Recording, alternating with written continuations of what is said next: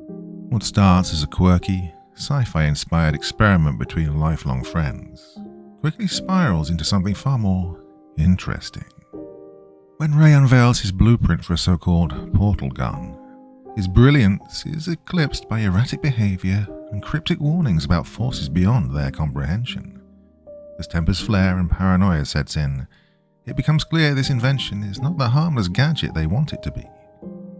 What has Ray uncovered, and who, or what, won't let him abandon it? One thing's for sure, you should think carefully before pulling the trigger. We Built a Portal Gun by Will Rayne. It's time to sit back and relax with your favorite drink and listen.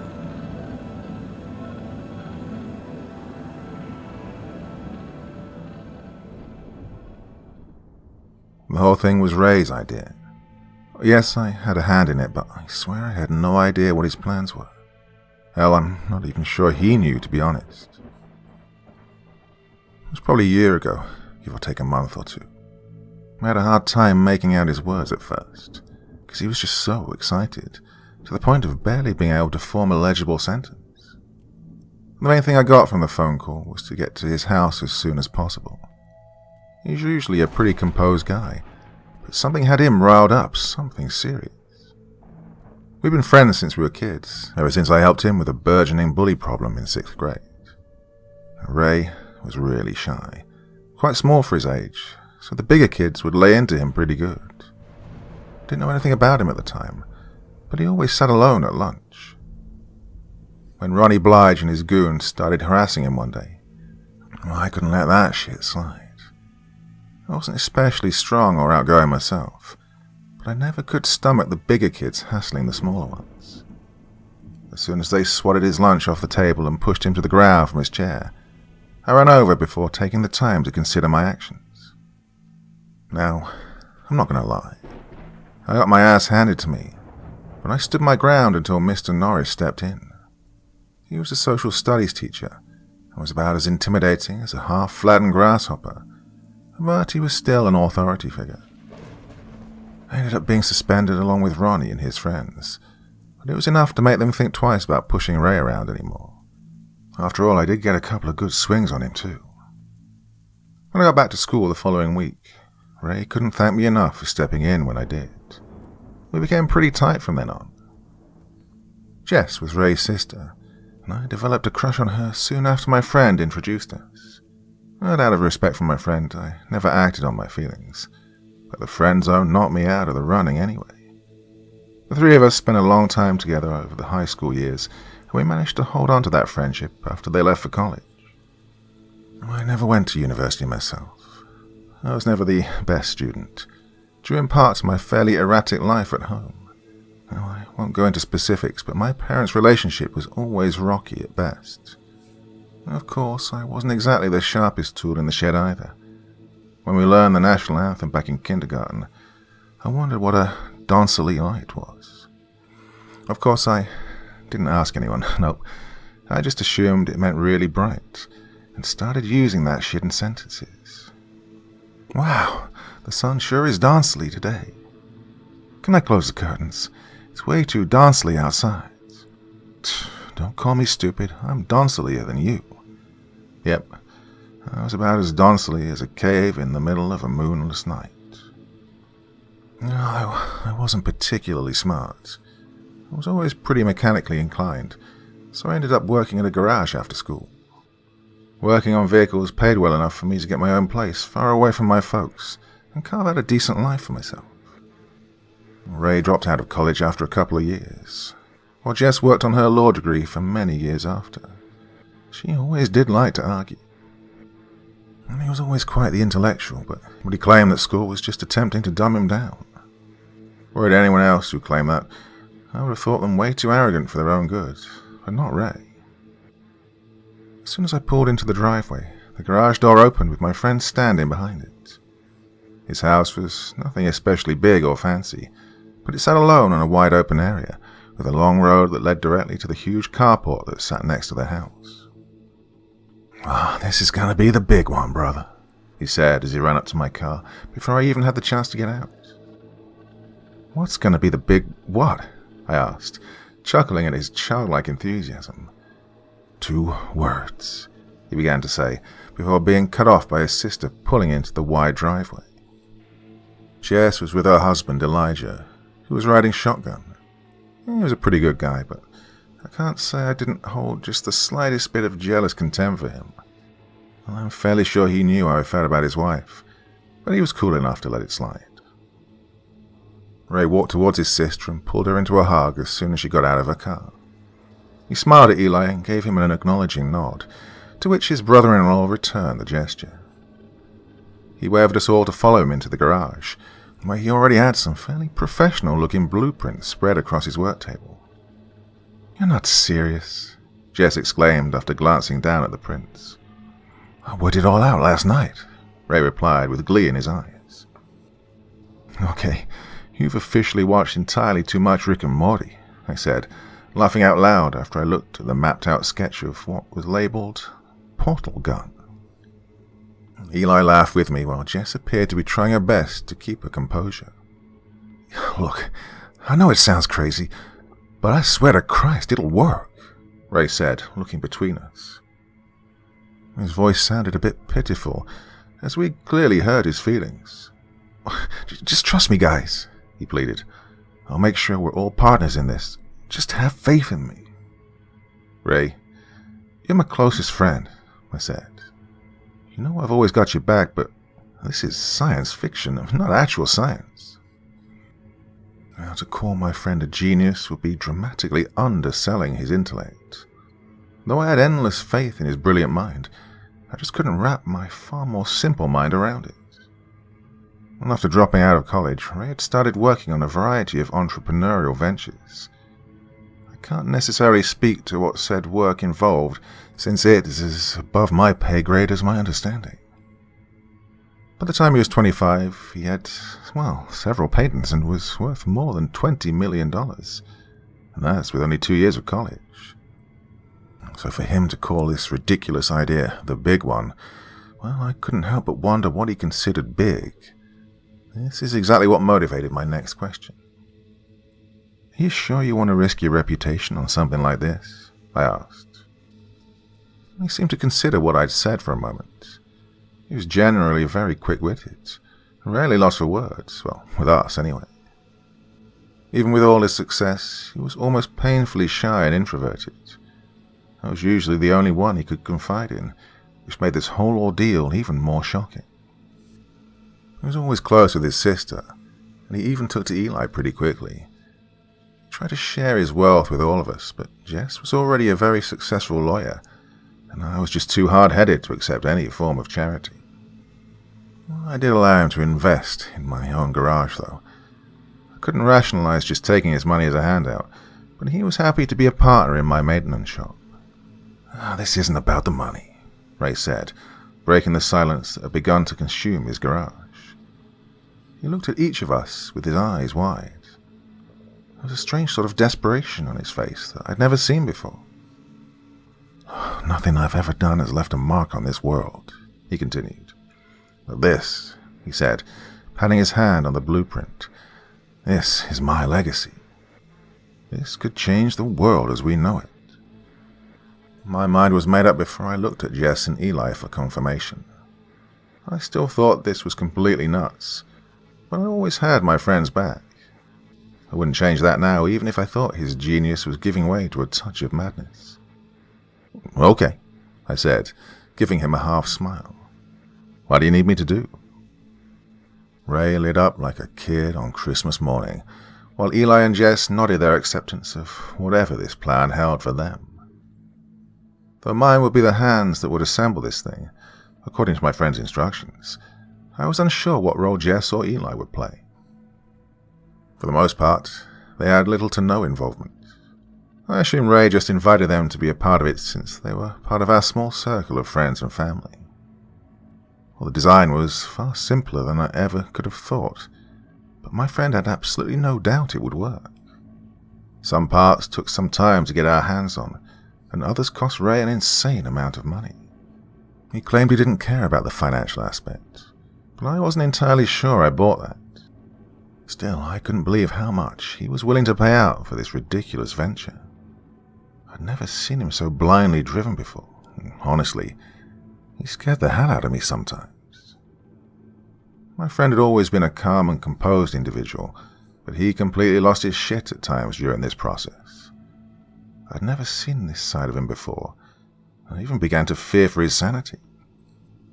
There were several times during those first few months where he would throw parts across the room or pound on the work table until his knuckles bled. There was something in his eyes at those times that caused me to feel very uncomfortable. He was like a man possessed, more so than one driven by a goal. After 3 months, we finally had our first attempt finished. When Ray aimed it at the wall and pulled the trigger, it did little more than lightly scorch the wood, and he flipped out. He screamed at the top of his lungs and launched the gun at the concrete floor. He stomped his foot on it, yelling, swearing so much that his words didn't even sound like any form of recognizable language anymore. He proceeded to beat and kick anything in sight. He punched the wall until the wood splintered from his blows. As soon as this legendary tantrum started, I got the hell out of there. I just walked around to the back of his house and lit up a cigarette while he tore his garage apart. After a while, his guttural bellows didn't cause me to wince anymore, but it was probably a solid hour before he calmed down. "What the hell was that, man?" I asked when Ray finally walked out of the demolished garage. "I'm sorry," he replied, staring at the ground to avoid any eye contact. "I've just put so much time and money into this," he continued. "I can't fail." "Well, maybe you should just walk away from this for a bit," I suggested. "No," he screamed out as soon as the words had left my mouth. "Oh, now," I said, backing away from my friend. "I'm sorry," Ray said. They won't. I can't stop now." "They won't?" I asked. "Who are they?" Ray continued to stutter, but he wouldn't give me a straight answer. He told me he wasn't feeling very rational at the moment, and not to listen to any of his crazy words. I finally got him settled down, and he agreed to take a few days off to clear his head. I was trying to get him to just drop this whole thing, but he wouldn't hear of it. We didn't talk for a couple of weeks after that day. It was probably the longest I'd ever gone without talking to him, but he'd freaked me out quite a bit. I'd gotten back into my regular schedule and resigned myself to just wash my hands of this whole ordeal. I felt bad for ditching out on my friend, but I wasn't going to take part in his descent into madness anymore. Just 2 weeks after his meltdown, Ray contacted me again. He apologized for the way he'd acted and practically begged me to come back and help him. "I worked it out," he said in a trembling voice. I couldn't tell if he was just nervous about making his apology, or if he was getting himself worked up again. After we talked for a while longer, I agreed to give him one last chance. I can't say I was excited about the prospect of taking part in this endeavor further, but he was my friend. After another 2 months, Ray's portal gun was ready to be tested again. My whole body was shaking as he aimed the gun at the wall of his garage one more time. My heart was racing. The device was simple in its design. It was almost shaped like a hairdryer. It had cables that ran to the heavy backpack. It made me think of a bad cosplay attempt at Ghostbusters proton packs. There were blinking lights and a couple of switches on the pack, while the gun itself had 2 knobs and a trigger. One knob was to adjust the diameter of the portal, while the other was to switch between entry and exit points. The toggles on the back were just to power up and activate the thing, and I'm pretty sure the LEDs were just for show. My friend asked me to flip the switches while he aimed the gun at the wall. "Well, here goes nothing," he said with his eyes wide and manic. As soon as he pulled back on the trigger, a small glowing circle of orange light appeared on the wall. He turned the first knob and the light widened before my eyes. After he let off the trigger, the circle of light changed to a perfectly round hole in the wall. He then turned the second knob and aimed at the opposing wall, leaving another equally round hole. Well, there was nothing special about how the openings looked. There wasn't exactly an enter here indicator, but Ray expected that. He told me to just be sure I kept track of which portal came first. My friend grabbed a basketball from a box to the side of the workbench. He gave me a strange look with a crooked half smile before he tossed the ball through the first hole. Sure enough, as soon as the ball went through the left wall, it came bouncing out of the right. Holy shit, I said in a monotone voice, as shock would allow me no more than that. After closely examining the basketball, Ray gave me a wink and ran towards the first hole. No, wait, I yelled out, but he was running back through the right wall before I could even suggest that we run more tests first. He yelled out in a frantic and excited shriek after he arrived back on the other side of the room. We both laughed quite a lot when he thrust his arm through the left side and it popped right out of the opposing wall. You really did it, I said with a surprised smile. We did it, Ray replied with glassy eyes. He asked me to call his sister and to get her to come by. While we awaited her arrival, we conducted a few more tests. I tossed the basketball at the exit portal to see what would happen. Somehow it couldn't even go through. It just bounced right back at us. We lobbed a variety of things through the origin hole, though we didn't need to prove that worked anymore. Honestly, we just had fun watching them go through one and pop out of the other. After a while, Ray flipped off the backpack switches, and both walls returned to their previous state. Still, in complete disbelief, I smacked my hands against both walls to find them completely sealed and solid. Well, it'd still be a few hours before Jess arrived, so my friend and I just kicked back and celebrated our success with a couple of cigars that he'd bought for this very occasion. He wanted to hold off on the champagne until his sister arrived, but we still cracked open a couple of beers and clinked them together before chugging down the deliciously cold brew.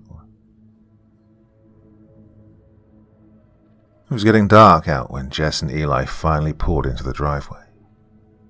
They didn't seem overly amused about coming out here, but they changed their tune after we gave them a demonstration of our accomplishment. They both just stared on with wide eyes and slack jaws as Ray strolled through one wall and out the other. They were at a complete loss for words until we popped open the champagne and passed around glasses. I can't believe you actually pulled it off, Eli said, barely aware of the drink in his hand.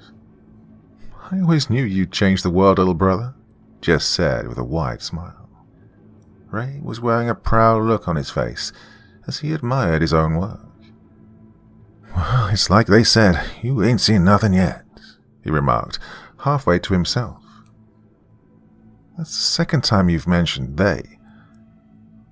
Who the hell are they, actually? I asked. Huh? My friend replied, seemingly pulled from his own thoughts. Figure of speech, he continued dismissively. I studied his face for a moment. He didn't look like himself at that moment. His eyes were somewhat manic again, and his lower lip appeared to be twitching. Hey, you okay, man? I asked. Huh? He replied, not taking his eyes away from the portal gun that lay on the table. After a few minutes of an incredibly awkward silence that had encompassed the room, Ray reached out and flipped the switches back to the on position. He slung the pack across his back and clutched the gun in his hand. He turned to meet Eli's curious stare. Do you trust me? He asked. His whole body looked as though it was shivering slightly. I had no idea what had gotten into him all of a sudden. I'd assisted him on a number of projects over the years, from juicing up the turbo on his Mustang to helping him convert a simple and cheap drone into something with an incredibly long range. He'd had so many projects over the years, I couldn't even guess how many different ideas he'd had, but I'd never seen him like this. Eli looked at his wife and then over at me. He seemed uncertain and appeared to be looking for confirmation that he should indeed trust his brother-in-law. Jess just shrugged, but I shook my head. I wouldn't even trust my friend with how he was acting right now. I guess, he said, sounding very unsure whether this was the best response at the moment. Without another word, Ray quickly switched the gun's knob to the exit position. His expression grew even wilder when he held it outstretched in front of him, aiming the barrel at Eli's midsection. What are you doing, man? Elijah asked, backing away from Ray. This is going to blow your mind, my friend said in a voice that had grown high-pitched and frantic. Ray, stop, I yelled out, but he pulled the trigger before I could attempt to stop him. Jessica screamed out in terror as her husband's eyes went wide and blank. I just stared in shock as the portal appeared to wrap around the center of his body that left the upper and lower sections detached, held in place by the opening that glowed with a vibrant green light. I didn't see the room behind Eli through the hole, but what looked to be a completely alien landscape. With the neon-light hues emitting from the void, it almost resembled gazing through night vision goggles. Jess tried to run to her husband, but I grabbed her arm and held her back. She beat on my chest while screaming out, "What did you do to him?" She yelled as much to me as to her brother. I don't know, I stuttered, completely lost for words. I don't know what this is. I needed her to know that I was not a part of whatever the hell this was, but that I was in complete, horrified shock myself. Ray let the gun drop to the ground beside him, and he held his arms outstretched to his sides as something began to appear from within the portal in Eli's torso. Jesus Christ, I said, as I watched two thin skeletal arms reach out and grip onto Eli's chest and upper thighs with six-fingered, elongated hands. As the creature forced its way out of Jessica's husband, the pressure from its limbs bent Elijah's chest and legs backwards into a horrifying sort of reverse sitting position. He appeared to float in mid-air, while the portal held the two halves of him together. I heard bone snap and tissue tear as a screeching face worked its way out of the hole. The head looked like a deformed human skull, with a greenish-grey skin tightly wrapped around it. The face split in the center to reveal long and widened teeth. As it shrieked, its whole head halved in the middle, making it look like a nightmare version of a Pac-Man. It had no eyes, only the wide mouth and stretched skin that continued down to the emaciated and sunken chest that now forced through the void in Eli's body. My senses finally seemed to recover, while the thing was still attempting to escape into this world. I picked Jessica up and ran towards my truck. "No!" Ray screamed out, while I was attempting to force the frantic Jess into the passenger seat. "There has to be two," he yelled as he came running towards us. Behind him, I saw the beast fall to the ground after escaping through Eli's body. Though it lay on the concrete, seemingly exhausted from its transition, it looked to be quite tall. The eerily thin frame was mostly humanoid, but each limb looked twice the length of my own.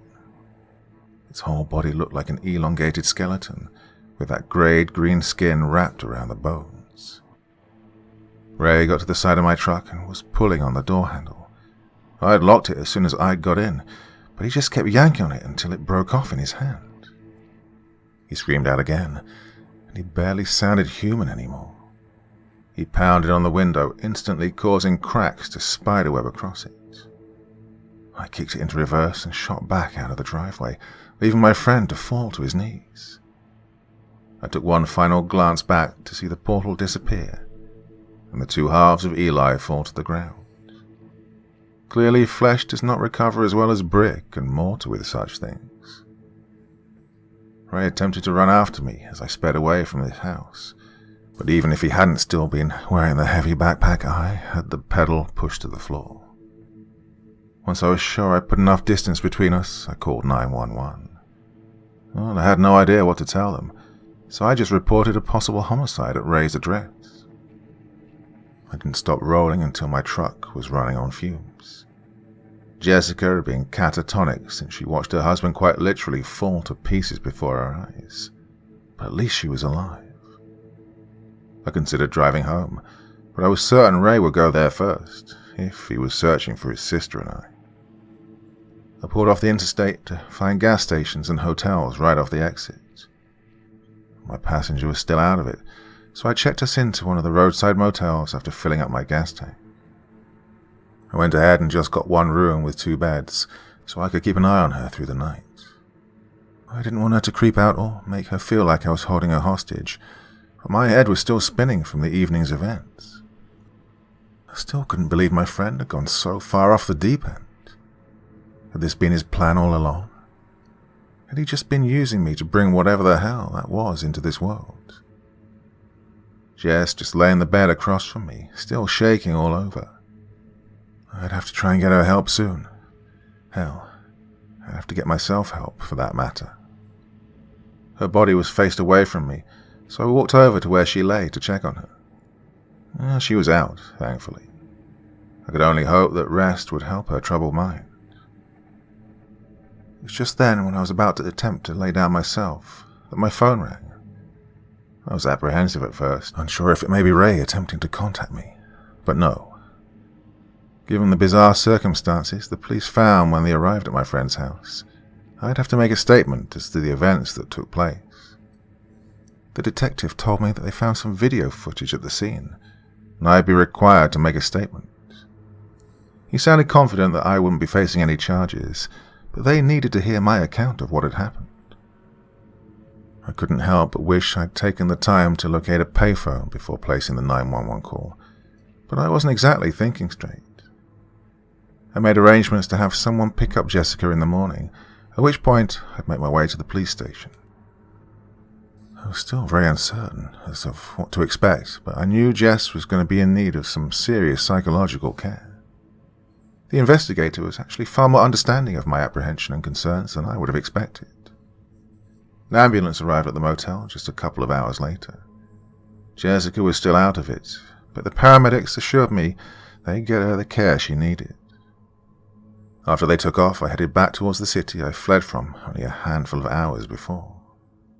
Having driven for longer than I realized the previous night, it took me a while to arrive back at the station back in Ray's neck of the woods. My thoughts were all over the place, but I just wanted this nightmare to be over. Detective Leary was waiting for me in his office when I arrived. He was an older guy, but I think he appeared more aged than he really was. He had thin, brown hair that had receded back a good bit. He wore a thick moustache and rimless glasses.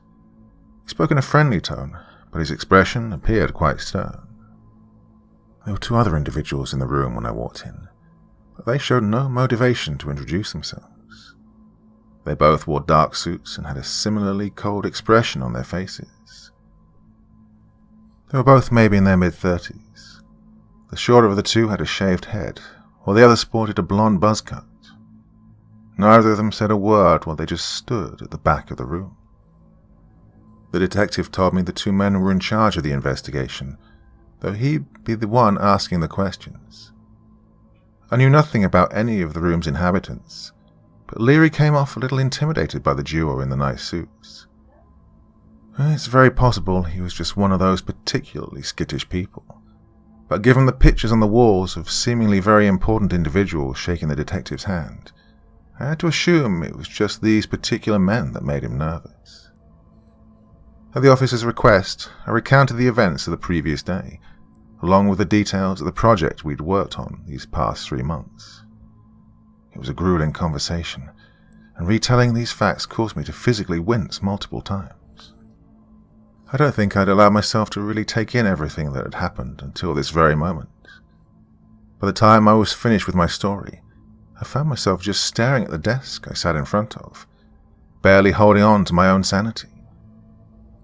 Nobody said anything after I told my side of things, until Leary asked me to step outside for a moment. I shook my head to snap out of my vacant stare, and just nodded to the man before walking out the door. A good 30 or 40 minutes passed before I was invited back in. As soon as I strolled through the open door, the 2 silent men walked quickly past me without so much as glancing in my direction. Well, they seemed friendly. I remarked to the detective before the two were out of earshot. "You have no idea," he replied. Leary went on to explain that the men in the finely tailored suits were against the idea of me seeing what he wanted to show me. He told me he thought I had the right to view the video footage they'd found. "This may be tough to watch, and I'm sure you're going to need a truckload of therapy after this. So, it's completely your call," he said, holding the remote control to the monitor that sat on the other side of the desk. I considered his words for some time before I reluctantly agreed to watch the tape. I wasn't quite ready to face the reality of everything that had occurred, but I had to know what happened next. As the video began to play, I wondered when exactly Ray had begun recording. I asked the detective to fast forward through the events I'd witnessed firsthand and basically cut to the chase. I stared on with wide eyes as the video sped through the horrific act that had been forced on Elijah. Poor guy didn't even have a chance.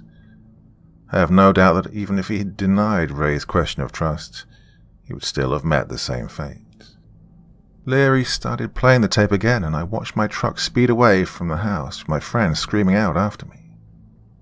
The skeletal creature still lay on the concrete at the garage, while Ray erratically paced back and forth. "There has to be two," he was muttering over and over to himself as he walked from side to side across his lawn. "There's no time for more, no time at all," he continued, sounding more maniacal with every word. "Just wanted to share with them, but no, they wouldn't. No time. Has to be two. No time now." He went on and on, just repeating the same thoughts, each time more harried than the last. "No time," he said somberly, as he came to a halt in front of the graying green thing on the floor. "Has to be done. No time left," he remarked one last time before he picked the gun back off the ground. It had been dragging behind him as he darted back and forth, still wearing the heavy backpack. He stared back into the camera that had apparently been mounted close to the rear of his garage. He didn't say another word. He just raised the gun up slowly and planted the barrel into his own mouth. Since he directed the portal into his own throat, I couldn't see the opening form. He just stood there with his head tilted back while both of his arms dropped to his side, and the gun fell to the ground. For minutes he just stared motionlessly up at the sky. I audibly gasped when the long, bony fingers reached out of his mouth. They gripped at the sides of his face and forced the opening wider, splitting and tearing the flesh. I fought against the lump forming in my own throat as I looked on while Ray's face was ripped and his skull cracked and splintered. His neck bulged and tore open, while sharp twigs of rib bones pierced out of his chest. What was left of his head gave way as the thing forced its way out. Chunks of bloody meat and scarlet tissue fell to the ground, each part sounding more moist and sticky than the last. By the time the creature fell to the ground beside the other, which had only now begun to move, my friend was completely split apart from the abdomen up. He still stood in place, with his hands almost touching the ground, as what remained of his shoulders now hung by his waistline. Leary turned off the tape after that last part, but I still just glared blankly at the screen. He wouldn't give me any insight into the investigation, nor would he tell me if the creatures were still there when the police arrived. I was asked to sign an agreement that I would not speak of this, but I assumed nobody would believe me anyway. I kept my word, until now. It's been about a year since that awful night, and I've been attending regular therapy since.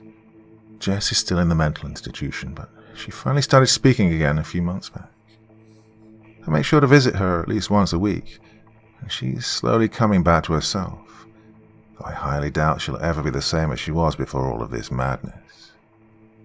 I have no way of knowing whatever happened to the monstrous beings that were birthed through my friends by the way of the portal gun that I helped create. I can't speak to the location of said invention either. Whether it's connected or not, I've been receiving calls from Ray's phone the last few days. 'I finally broke down and answered it last night. don't know how, but it was my friend's voice on the other end. He sounded different, which is not surprising as his head was fragmented into bony and bloody chunks. But somehow, I believe it was him. I have no idea how that could even be possible. 2 more, it said. Has to be 2 more. I immediately hung up the phone and threw it to the ground. I stomped the damn thing with the heel of my foot until it was just a scattering of plastic and glass. I can't be sure of what those words meant, but I'm not sticking around to find out. I'm packing up my shit and getting the hell out of Dodge. Hopefully I can convince Jess to come with me, if I can even get her out of the institution she's in. Either way, I won't wait around to see what happens next. I can't know what my friend's true motivation was behind all of this. Just, please, understand?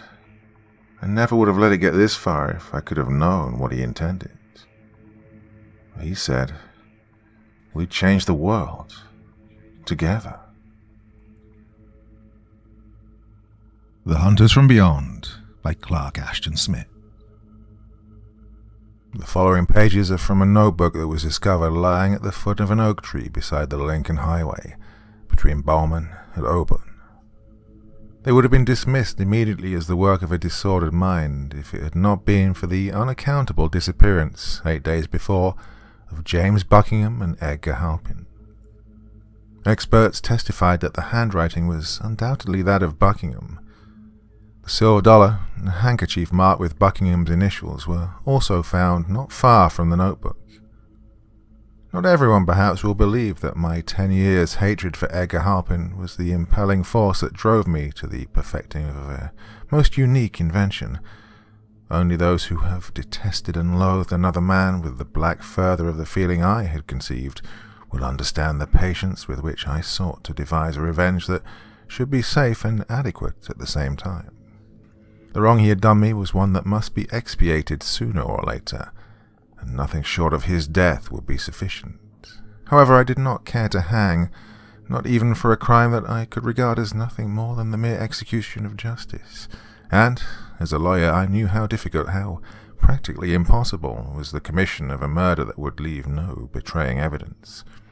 Therefore I puzzled long and fruitlessly as to the manner in which Halpin should die, before my inspiration came to me.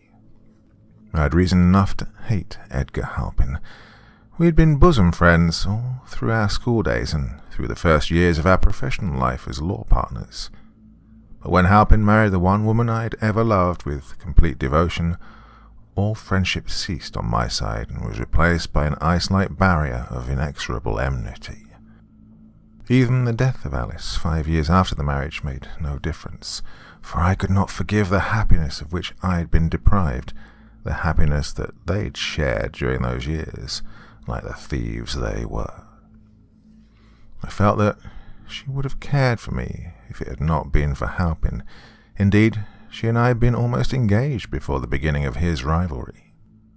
It must not be supposed, however, that I was indiscreet enough to betray my feelings at any time. Halpin was my daily associate in the Auburn law firm to which we belonged, and I continued to be a most welcome and frequent guest at his home. I doubt if he ever knew that I cared greatly for Alice. I am secretive and undemonstrative by temperament, and also I am proud. No one, except Alice herself, ever surmised my suffering, and even she knew nothing of my resentment. Halpin himself trusted me, and nurturing as I did the idea of retaliation at some future time, I took care that he should continue to trust me. I made myself necessary to him in all ways.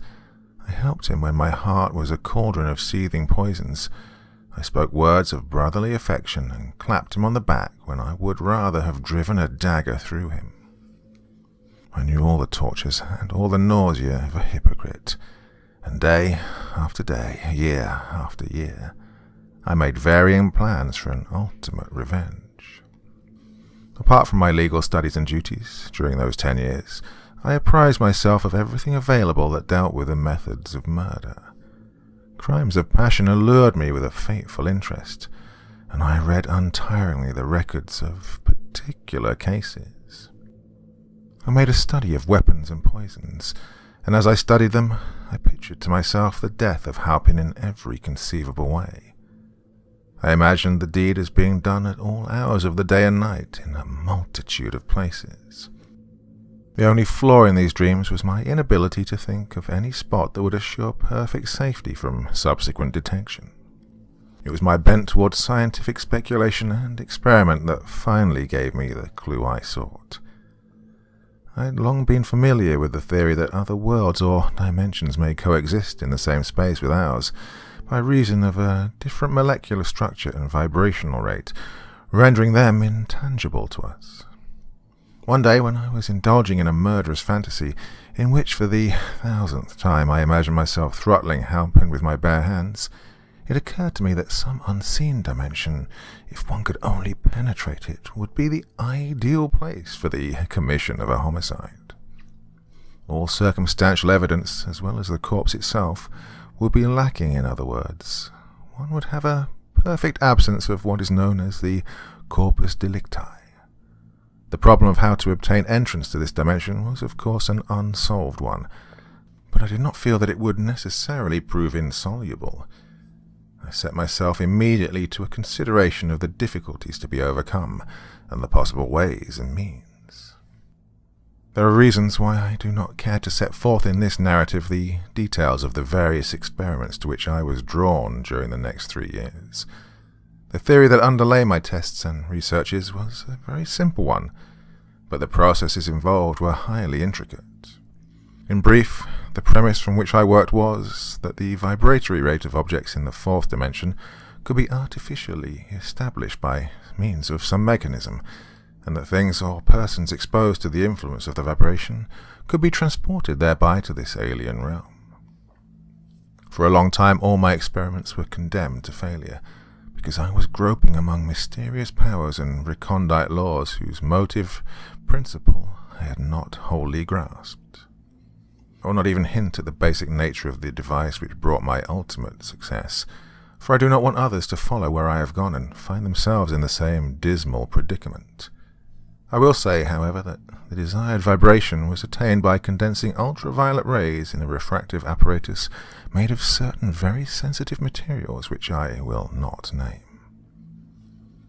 The resultant power was stored in a kind of battery, and could be emitted from a vibratory disc suspended above an ordinary office chair, exposing everything beneath the disc to the influence of the new vibration.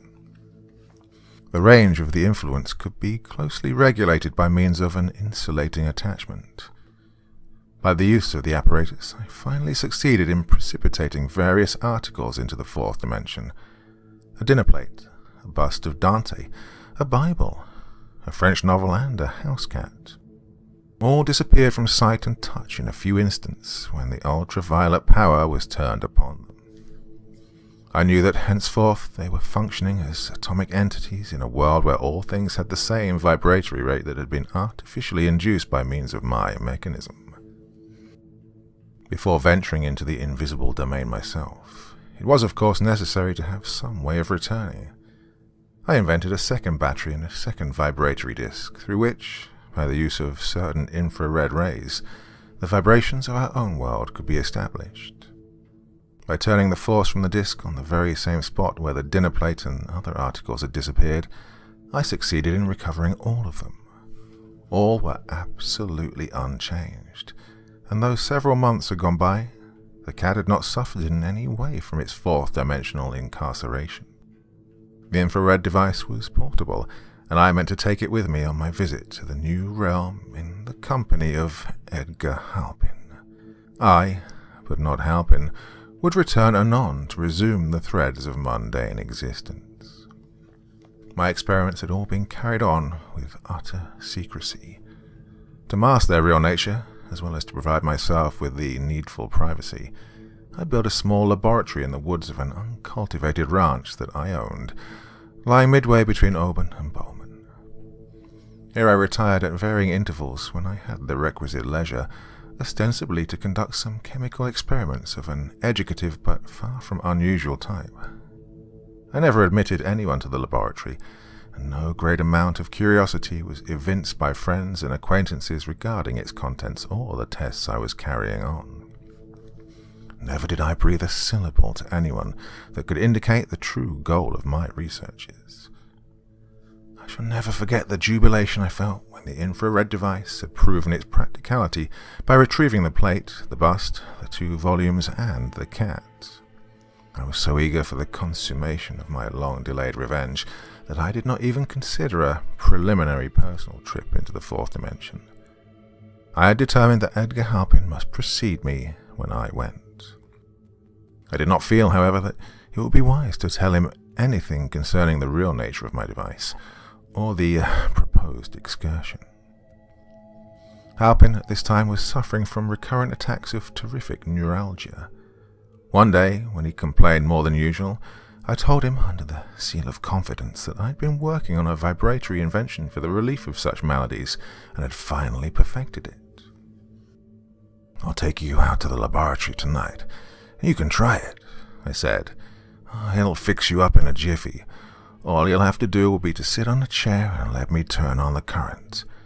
But don't say anything to anybody." "Thanks, old man," he rejoined. "I'll certainly be grateful if you can do anything to stop this damnable pain. It feels like electric drills boring through my head all the time." I had chosen my time well, for all things were favorable to the maintenance of the secrecy I desired. Halpin lived on the outskirts of the town, and he was alone for the nonce, his housekeeper having gone away on a brief visit to some sick relative. The night was murky and foggy, and I drove to Halpin's house and stopped for him shortly after the dinner hour, when few people were abroad. I do not think anyone saw us when we left the town. I followed a rough and little used by road for most of the way to my laboratory, saying that I did not care to meet other cars in the thick fog, if I could avoid it. We passed no one, and I felt this was a good omen, and that everything had combined to further my plan. Halpin uttered an exclamation of surprise when I turned on the lights in my laboratory. "I didn't dream you had so much stuff here," he remarked, peering about with respectful curiosity as the long array of unsuccessful appliances which I had thrown aside in the course of my labors. I pointed to the chair above which the ultraviolet vibrator was suspended. "Take a seat, Ed," I enjoined him. "We'll soon cure everything that ails you." "Sure you ain't gonna electrocute me?" he joked as he obeyed my direction. A thrill of fierce triumph ran through me like the stimulation of some rare elixir when he had seated himself. Everything was in my power now, and the moment of recompense for my 10 years' humiliation and suffering was at hand. Halpin was so unsuspecting. The thought of any danger to himself, of any treachery on my part, would have been fantastically incredible to him. Putting my hand beneath my coat, I caressed the hilt of the hunting knife that I carried. "All set?" I asked him. "Sure, Mike. Go ahead and shoot." I'd found the exact range that would involve all of Halpin's body without affecting the chair itself. Fixing my gaze upon him, I pressed the little knob that turned on the current of vibratory rays. The result was practically instantaneous, for he seemed to melt like a puff of thinning smoke. I could still see his outlines for a moment, and the look of a phantasmal astonishment on his face. And then he was gone. Utterly gone.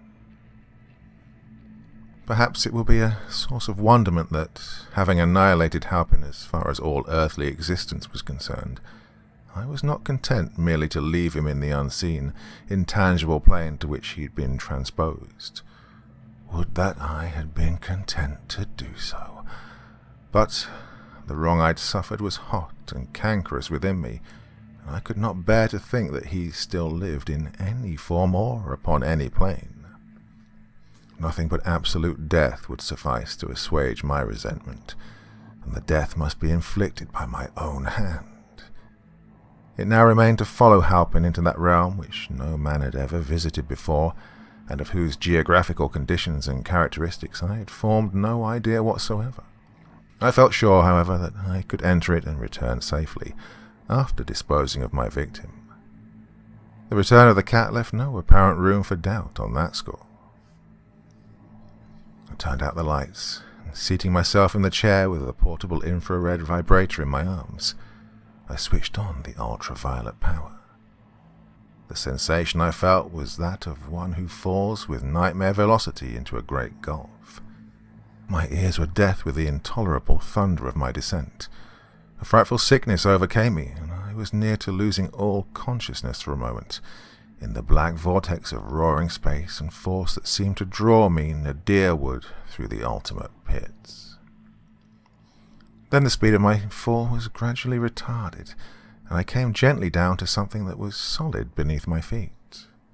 There was a dim glimmering of light that grew stronger as my eyes accustomed themselves to it, and by this light I saw Halpin standing a few feet away. Behind him were dark, amorphous rocks and the vague outlines of a desolate landscape of low mounds and primordial, treeless flats. Even though I'd hardly known what to expect, I was somewhat surprised by the character of the environment in which I found myself. At a guess, I would have said that the fourth dimension would be something more colorous and complex, and varied a land of multified hues and many angled forms. However, in its drear and primitive desolation, the place was truly ideal for the commission of the act I had intended. Halpin came toward me in the doubtful light. There was a dazed and almost idiotic look on his face, and he stuttered a little as he tried to speak. "Oh, what happened?" he articulated at last. "Never mind what happened. It isn't a circumstance to what's going to happen now." I laid the portable vibrator aside on the ground as I spoke. The dazed look was still on Halpin's face when I drew the hunting knife and stabbed him through the body with one clean thrust. In that thrust, all the stifled hatred, all the cankering resentment of 10 insufferable years was finally vindicated. He fell in a twisted heap, twitched a little, and lay still. The blood oozed very slowly from his side and formed a puddle. I remember wondering at its slowness even then, for the oozing seemed to go on through hours and days. Somehow, as I stood there, I was obsessed by a feeling of utter unreality. No doubt the long strain I'd been under, the daily stress of indurate emotions and decade-deferred hopes, had left me unable to realize the final consummation of my desire when it came. The whole thing seemed no more than one of the homicidal daydreams in which I'd imagined myself stabbing Halpin to the heart and seeing his hateful body lie before me. At length, I decided that it was time to effect my return, for surely nothing could be gained by lingering any longer inside Halpin's corpse amid the unutterable dreariness of the fourth-dimensional landscape. I erected the vibrator in a position where its rays could be turned upon myself, and pressed the switch. I was aware of a sudden vertigo, and felt that I was about to begin another descent into fathomless vortical gulfs. But, though the vertigo persisted, nothing happened, and I found that I was still standing beside the corpse, in the same dismal milieu. Dumbfoundment and growing consternation crept over me. Apparently, for some unknown reason, the vibrator would not work in the way I'd so confidently expected. Perhaps in these new surroundings there was some barrier to the full development of the infrared power. I do not know, but at any rate, there I was, in a truly singular and far from agreeable predicament. I do not know how long I fooled in a mounting frenzy with the mechanism of the vibrator, in the hope that something had temporarily gone wrong and could be remedied, if the difficulty were only found. However, all my tinkerings were of no avail. The machine was in perfect working order, but the required force was wanting. I tried the experiment of exposing small articles to the influence of the rays. A silver coin in a handkerchief dissolved and disappeared very slowly. I felt they must have regained the levels of mundane existence, but evidently the vibrational force was not strong enough to transport a human being. Finally, I gave it up and threw the vibrator to the ground. In the surge of a violent despair that came upon me, I felt the need of muscular action, of prolonged movement, and I started off at once to explore the weird realm in which I had involuntarily imprisoned myself. It was an unearthly land, a land such as might have existed before the creation of life. There were undulating blanks of desolation beneath the uniform grey of a heaven without moon or sun or stars or clouds, from which an uncertain and diffuse glimmering was cast upon the world beneath. There were no shadows, for the light seemed to emanate from all directions. The soil was a grey dust in places and a grey fixity of slime in others, and the mounds I've already mentioned were like the backs of prehistoric monsters heaving from the primal ooze. There were no signs of insect or animal life. There were no trees, no herbs, not even a blade of grass, a patch of moss or lichen, or a trace of algae. Many rocks were strewn chaotically through the desolation, and their forms were such as an idiotic demon might have devised in aping the handiwork of God. The light was so dim that all things were lost at a little distance, and I could not tell whether the horizon was near or far.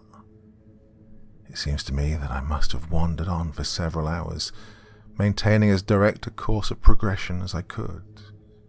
I had a compass, a thing that I always carry with me, but it refused to function, and I was driven to conclude that there were no magnetic poles in this new world. Suddenly, as I rounded a pile of the vast amorphous boulders, I came to a human body that lay huddled on the ground, and say, incredulously, that it was Halpin. The blood still oozed from the fabric of his coat, and the pool it had formed was no larger than when I'd begun my journey. I felt sure that I had not wandered in a circle, as people are said to do amid unfamiliar surroundings. How, then, could I have returned to the scene of my crime? The problem nearly drove me mad as I pondered it, and I set off with frantic vigour in an opposite direction from the one I'd first taken. For all intents and purposes, the scene which I now passed was identical with the one that lay on the other side of Halpin's course. It was hard to believe that the low mounds, the drear levels of dust and ooze, and the monstrous boulders were not the same as those among which I had made my former way. As I went, I took out my watch with the idea of timing my progress, but the hands had stopped at the very moment when I had taken my plunge into the unknown space from the laboratory, and though I wound it carefully, it refused to run. After walking an enormous distance, during which, to my surprise, I felt no fatigue whatever, I came once more to the body I had sought to leave. I think that I went really mad then for a little while. Now, after a duration of time, or eternity which I have no means of computing, I am writing this penciled account on the leaves of my notebook. I am writing it beside the corpse of Edgar Halpin, from which I have been unable to flee. For a score of excursions into the dim realms on all sides have ended by bringing me back to it after a certain interval. The corpse is still fresh, and the blood has not dried.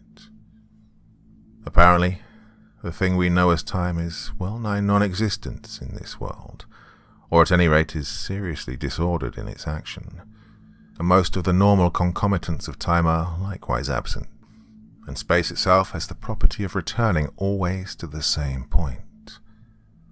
The voluntary movements I've performed might be considered as a sort of time sequence, but in regard to involuntary things, there is little or no time movement.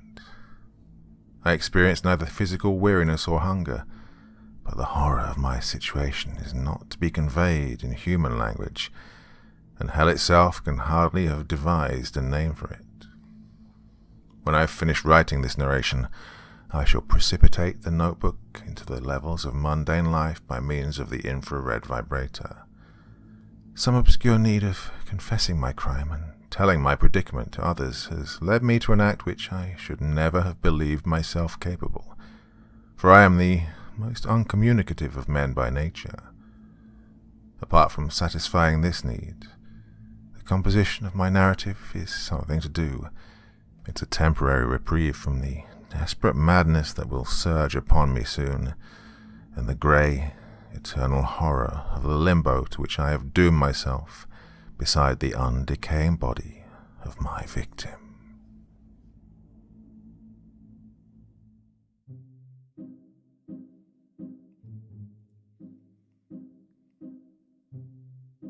Well, let me start out like this. As always, my dear friends, thank you for being here. You know, your support, curiosity, and your engagement are what keep this channel alive. It really is. So, well, thank you for taking the time to dive into this story with me, or these two stories. Well, you know, fact, fiction, somewhere in between. Tales like this really challenge all of us to think about the limits of human ambition and, well, the unintended doors we might open. So if you enjoyed this one, do make sure to hit that like button and share it with someone who loves a good sci-fi horror story. And, well, if you have any theories about what happened in those stories, you know, I'd love to join in the conversation in the comment section below, as always. Anyway, again, thanks for being here. Till next time, my dear friends, which will be very soon, I promise. Stay curious, but maybe not too curious. Well, see you in the next one.